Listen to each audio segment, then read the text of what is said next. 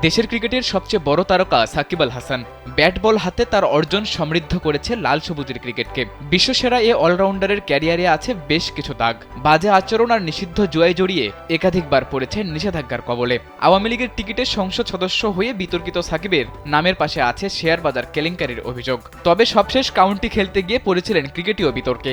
County চ্যাম্পিয়নশিপের division 1-এর একটি ম্যাচে প্রশ্ন ওঠে সাকিবের বোলিং অ্যাকশন নিয়ে। এরপরই জানানো হয়েছিল সাকিবকে দিতে হবে বোলিং অ্যাকশন পরীক্ষা। সে কারণেই ইসিবি অনুমোদিত লাফবরো ইউনিভার্সিটিতে বোলিং অ্যাকশনের পরীক্ষা দিয়েছেন সাকিব। জানা গেছে অ্যাকশনের পরীক্ষায় সাকিব আল হাসান প্রথম 3 ওভার একটু জোরের উপর বোলিং করেছেন। এরপর গতি কমিয়ে বোলিং করেছেন আরও 1 ওভার। আগামী 7 দিনের মধ্যে বোলিং অ্যাকশনের পরীক্ষার ফল পেয়ে যাওয়ার কথা সাকিবের। স্যান্ডেলিনা সো রূপচর্চায় আভিজাত্য। সাকিবের বোলিং অ্যাকশন নিয়ে আম্পায়াররা সন্দেহ প্রকাশ করলেও তখন কোনো শাস্তির মুখে পড়েননি তিনি। তবে ইসিবি জানিয়েছে তাদের অধীনে যে কোনো ম্যাচ খেলতে হলে তাকে বোলিং অ্যাকশনের ছাড়পত্র নিয়েই খেলতে হবে।